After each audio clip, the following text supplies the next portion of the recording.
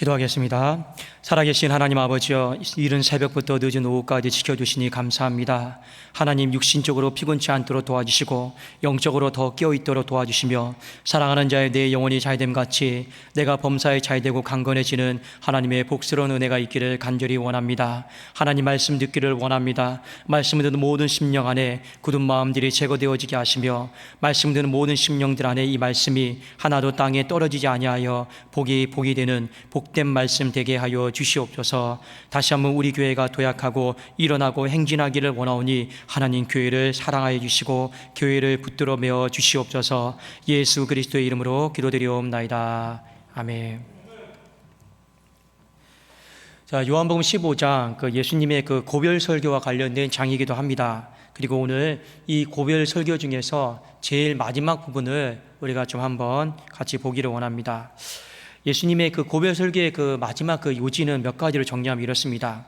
우선 그리스도에게 속해 있는 서로가 미워하지 말라라는 거예요. 이 지난 시간에 말씀 기억나십니까? 우리는 전부 다 그리스도를 아버지로 모시고 있습니다. 우리는 너나 나나 할 것 없이 다 그리스도에게 속해 있거든요. 그러니 미워하지 마십시오. 우리끼리 미워한다라면 이건 정말 사탄 마귀가 제일 기뻐하는 일인데, 이 미워하지 마십시오. 서로 사랑하십시오. 사랑이 안 된다라면 내가 너희를 사랑한 것 같이 너희도 사랑하라. 어떻게 예수님이 그 제자들의 더러운 발을 씻겠습니까? 어떻게 감히 제 발을 씻겠습니까? 이게 어떤 의미일까요? 나는 도무지 이렇게 과분한 사랑을 받을 자격이 없는 사람입니다. 그런데 예수님은 발을 씻겼단 말이에요. 그러니 서로 사랑이 안 될 때 내가 너희를 사랑한 것처럼 서로 사랑하려고 거기에다가 의지를 드리라라는 거예요. 또 하나, 동시에 세상이 너희를 미워할 것이다. 왜 미워합니까? 그저 그리스도에게 속해 있기 때문에, 믿음의 신앙의 사람이기 때문에 까닭 없이 이유 없이 너희를 미워하는 때가 반드시 올 것이다 라고 말씀을 하셨습니다. 그러면서 요한복음 15장은 성령과 관련된 요청으로 마칩니다. 어려울 때일수록 성령 충만하십시오. 어려울 때일수록 더 성령 충만하도록 끼어 있어야 됩니다. 이것이 요한복음 15장의 마지막 내용인 것입니다. 자, 먼저 조금만 더 디테일하게 우리 살펴보겠습니다. 자, 24절에 보면 세상이 그리스도에게 속해 있는 사람들에게 까닭 없이 이유 없이 미워하는 장면을 볼 수가 있습니다. 한번 우리 25절을 같이 한번 읽겠습니다. 시작. 그러나 이는 그들의 율법에 기록된 바 그들이 이유 없이 나를 미워하였다 한 말을 응하게 하려 함이라. 아멘. 자, 세상이 그리스도를 미워할 수가 없어요. 왜요? 그리스도는 우리에게 유익이 되는 분이기 때문에 그렇습니다. 내가 온 것은 양으로 생명을 얻게 하고 더 풍성히 얻게 하려고 주님이 오셨는데 어떻게 우리가 주님을 미워할 수 있겠습니까? 그러면 미워하는 이유는 이 성경에 뭐라고 기록이 되어 있냐면 그저 까닭 없이 이유 없이 시기심에 시샘에 그냥 미워한다 이렇게 되어 있습니다. 엄밀하게 말하면 그 미움은 마귀의 미움이죠. 그 마귀의 미움을 사람에게 전이되어서 사람이 예수 그리스도를 미워하고 그리고 예수 그리스도에게 속해 있는 사람들을 미워하는 것, 이것이 반드시 우리의 신앙의 때 가운데 한 번쯤은 경험하게 될 것이다 하는 것을 일깨워주고 있습니다. 자, 여러분, 세상에도 힘든 것 중에 하나가 이유라도 알면 돼요. 여러분, 병원에 가면 제일 고치기 힘든 병이 무엇인지 아십니까? 암이 아니에요. 제일 고치기 힘든 병은 내 몸이 어딘가는 아픈데 의사도 진단을 못 내리는 거예요. 이유를 발견할 수 없는 거예요. 사람과의 관계도 마찬가지입니다. 누군가가 미워해요. 그러면 이럴 수 있죠. 이런 문제가 있기 때문에 나를 미워할 수 있겠구나. 넘어갈 수 있어요. 그런데 아무리 생각해봐도 저 사람이 나를 왜 미워하지? 이거 아닐 거야. 그런데 그 다음날 또 봤는데도 또 미워해요. 왜 미워하지? 아닐 거야. 근데 또 다시 봤는데 진짜 미워해요. 미움의 이유라도 알면 속이라도 편한데 이 까닭 없이 이유 없이 미워하면요, 세상 속된 말로 환장하는 거예요. 그런데 오늘 예수님이 분명히 말씀하셨습니다. 분명히 어느 때가 되면 그리스도에게 속해 있다라고 하는 이유 하나 때문에 너희들의 까닭 없이 이유 없이 미워하는 때가 올 것이다. 그때 너희들이 굉장히 많은 환난을 받고 어려움을 당할 것이다. 이런 부분에 대해서 예수님이 미리 예언하고 경고를 하셨습니다. 그때 낙심하지 말라라는 거죠.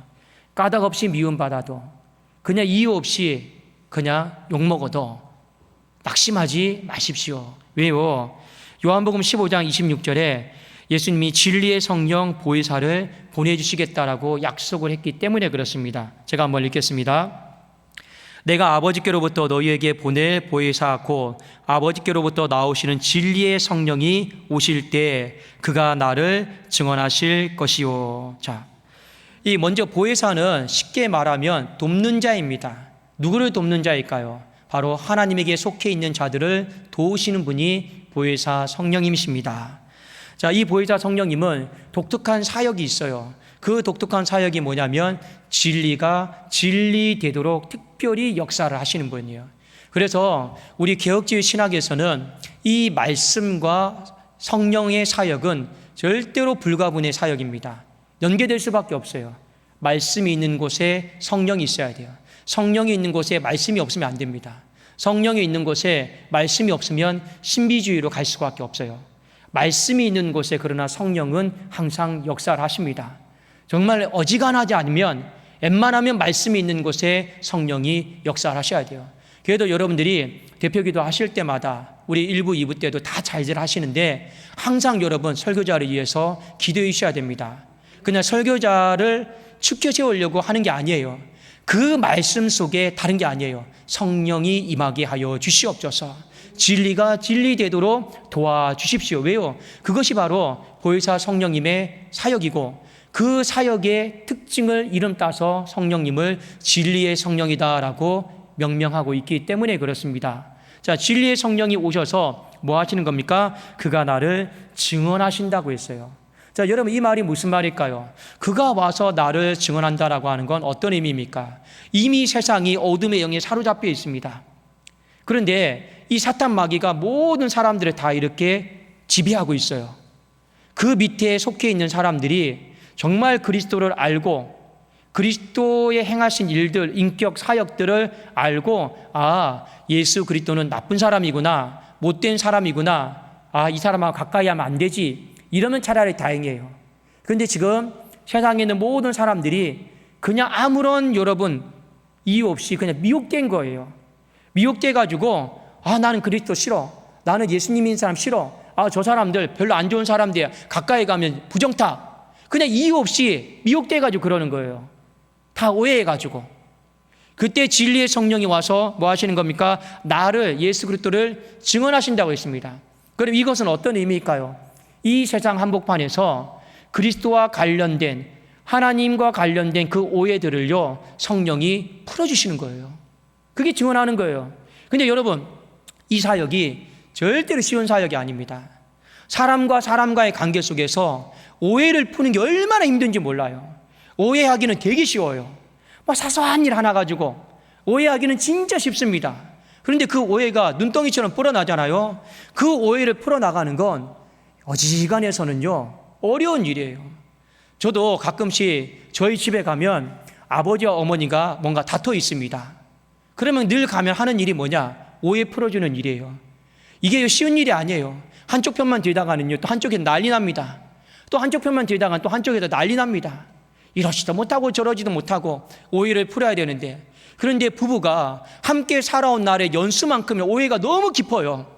솔직히 자녀된 입장에서 그 오해를 어디서부터 도대체 손을 대야 될지도 모를 때가 많이 있습니다.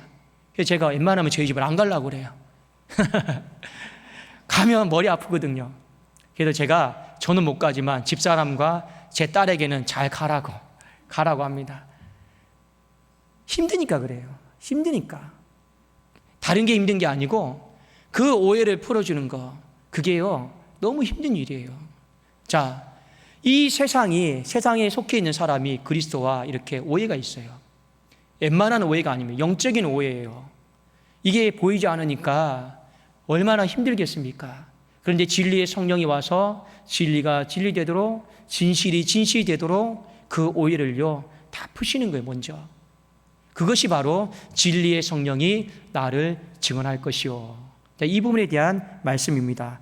그러면서 뭐라고 말씀하시느냐? 제자들에게도 너희들도 나와 함께 있었으므로 증언할 것이다. 한번 우리 요한복음 15장 27절 같이 한번 읽겠습니다. 한번 읽겠습니다. 시작. 너희도 처음부터 나와 함께 있었으므로 증언하느니라. 자, 결국에 그리스도를 향한 이 증언은 중단되어서는 안 되고 계속되어야 된다는 것을 가르쳐주고 있습니다. 그런데 이 증언이 쉬운 게 아니에요. 오해를 푸는 거, 진리가 진리대로.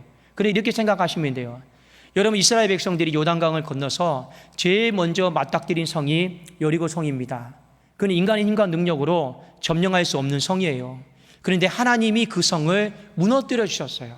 그리고 나서 인간은 그 무너진 성에 들어가서 몇 번 칼질하고 창질하고 야 소리 지르면서 승리를 취한 거예요. 마치 이런 겁니다. 이 진리의 성령이 이 세상 한복판에 오셔서 먼저 이 어둠의 세력들을 걷어내고 이 오해했던 걸 다 걷어내고 너희들이 계속 또 증언하는 사역을 해야 된다. 내가 여리고성을 먼저 점령했으니 너희들은 칼이나 무엇 하나 들고 가서 그래도 소리라도 지르는 신용해야 된다. 결국에 요점은 무엇입니까? 진리의 성령이 우리를 돕기 때문에, 이미 도와주고 계시기 때문에 우리는 예수를 증언하는 이 사역을 중단하거나 멈춰서는 안 됩니다. 그것이 오늘 예수님의 설교 말씀의 주된 요지입니다. 언제요? 어려우면 어려울 때일수록 더 이 사역은 중단되어서는 안 됩니다. 그것이 제자들에게 했던 요청과 요구였습니다. 특별히 여러분, 증언하다라고 하는 이 헬라어 단어 뜻을 잠깐 설명하겠습니다. 이것은 마르티리오라고 하는 뜻인데 여러분 어렵게 생각할 필요 없어요. 성경적인 어떤 지식과 교리적인 지식을 알고 내가 일목요연하게 설명하고 이해시키고 납득시키는 것이 아닙니다. 이 증언하다라고 하는 헬라어 단어 마르티레오는요, 어떤 의미냐면 사람과 사람과의 관계 속에서 좋게 말해주는 거예요. 좋게 말해주는 거예요. 예를 들어서 여러분이 어디 가서 이 담임 목사에 대해서 부족하더라도 우리 목사님 좋은 분이야, 좋게 말해주는 게 마르티레오 증언하다예요. 교회에 대해서 좋게 말해주는 거예요. 우리 교회는 뭐 어쩌고 이게 아니고 그래도 우리 교회는 좋은 교회하고 좋게 말해주는 것이 이 마르티레오 증언하다라고 하는 뜻입니다. 자, 이것을 예수님과 관련돼서 결부시키면 이런 겁니다. 증언하는 삶, 증인의 삶을 살아간다라고 하는 건 뭐냐? 그냥 예수님에 대해서 호의적으로 좋게 말해주는 거예요. 왜요? 지금 이 시대가 어둡잖아요. 성경의 이 시대가 어두워가지고 전부 다 안 좋게 말하잖아요. 오해가 되게 말하잖아요. 무조건 안 좋게 말하잖아요. 안 좋게. 그런데 이런 상황 속에서 성령이 먼저 여리고성을 점령해서 큰 걸 풀었어요. 그리고 우리에게 가서 작은 걸 풀라고 하는 거죠. 뭘 풀라고 하는 겁니까? 좋게 말하라고. 아니야, 예수님 좋으신 분이야.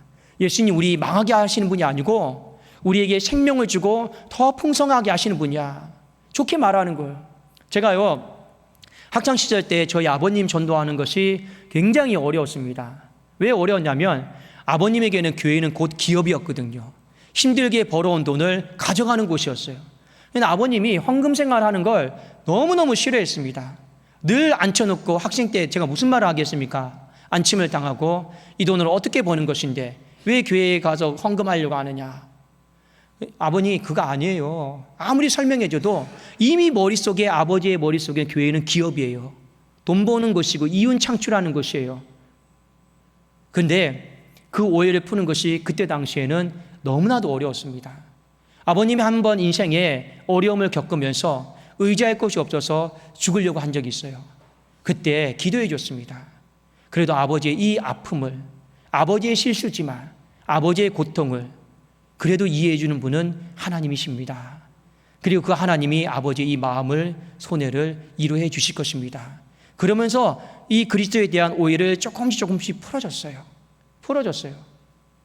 그러면서 저한테 이 약속을 지킬런지 안 지킬런지는 모르겠지만 나중에 꼭 하나 건축을 하든지 뭘 하든지 나도 돕겠다.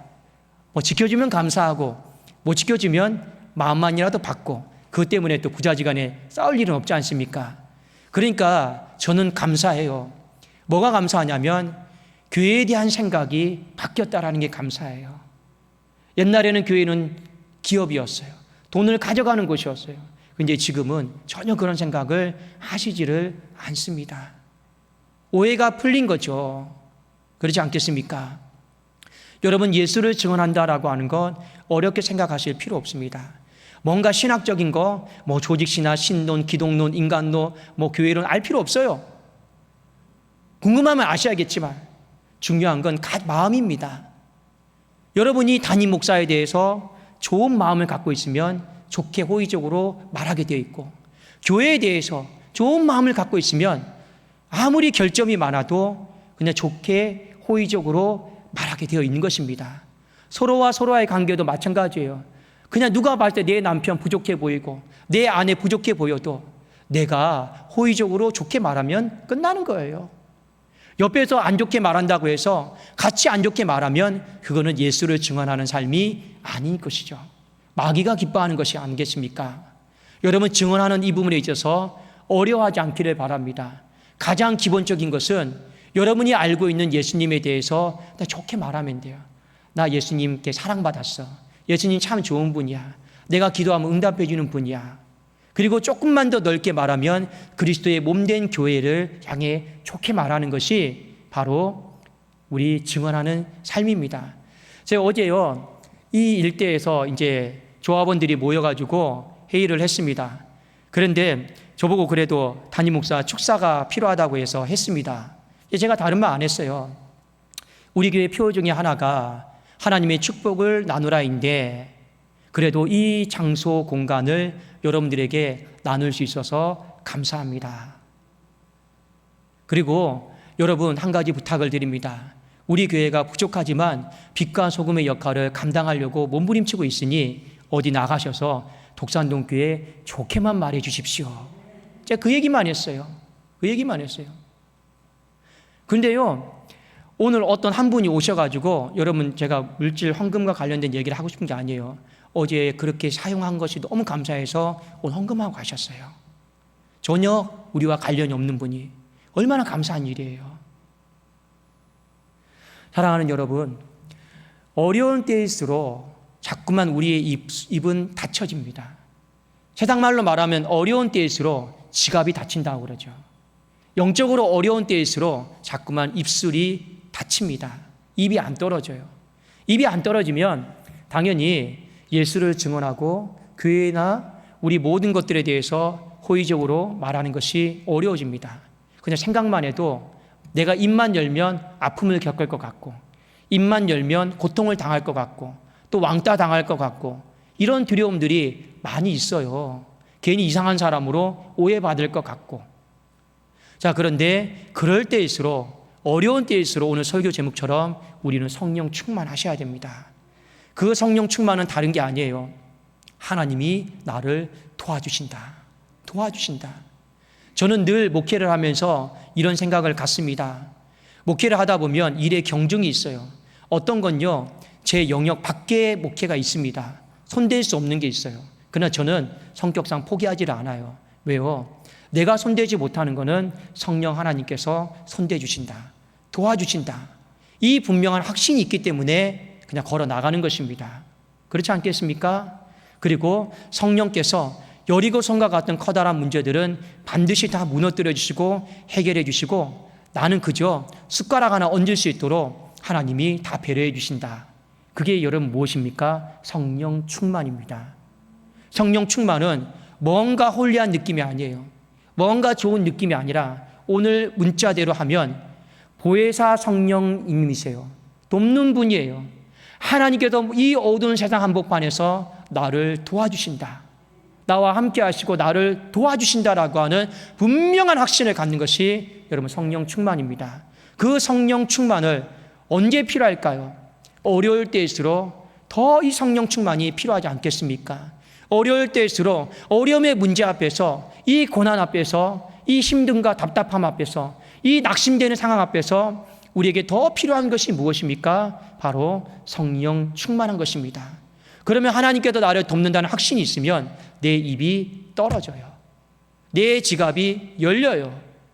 왜요? 당장에 손해보는 것 같아도 하나님이 채워주시자고. 내 입이 열면 나를 어떻게 이상하게 생각하면 어떡하나 두려운 마음이 아니라 하나님께서 기가 막힌 방법으로요, 하나님이 또 칭찬과 명성을 얻게 하실 겁니다. 그러므로 저나 여러분이 우리 분명히 어려운 시대는 맞습니다. 그러나 이 어려운 때일수록 우리 뭐 하자고요? 성령 충만할 수 있기를 주님의 이름으로 축원합니다. 성령 충만해서 여러분 뭐 하자고요? 입술을 열자라는 거예요. 입술을 열자라는 거예요. 입술 열어서 말이 필요하죠. 무슨 말요? 그래도 우리 교회 좋은 교회입니다. 그래도 내 옆에 앉아 있는 분들 좋은 사람입니다. 우리 그렇게 서로 이야기하는 거예요. 그게 바로 마르트레오 증언하는 삶임을 믿고 이 어려운 때일수록 진리 안에서 성령 충만하여 증언자의 삶을 잘 감당할 수 있기를 주님의 이름으로 축원합니다. 기도하겠습니다. 살아계신 하나님 아버지여, 감사합니다. 어려운 때일수록 혹여 까닭 없이 이유 없이 우리를 미워하는 핍박을 받고 있어도 낙심하지 않게 하여 주시옵소서. 이 어려운 때일수록 더 성령 충만하게 하시고 성령님께서 보혜사가 되셔서 나를 돕는 중에 계심을 알게 하여 주시옵소서. 기도 중에, 어려움 중에, 아버지 곤란 중에, 환난 중에 보혜사 성령님께서 나를 돕는 중에 계셔서 내 입술을 열어주시고 예수를 증언하는 복된 자의 삶을 중단하지 않고 살아가게 하여 주시옵소서. 우리 교회가 좋은 교회로 소문나게 하시고 먼저 우리 교회 성도님들이 우리 교회를 좋게 알리게 하여 주시고 서로가 서로를 향해서 좋게 말하게 하시고 좋게 소문내므로 말미암아 서로를 바라보며 하나님의 형상같이 보여서 만족하고 감사하게 하여 주시옵소서. 예수 그리스도의 이름으로 기도드리옵나이다. 아멘.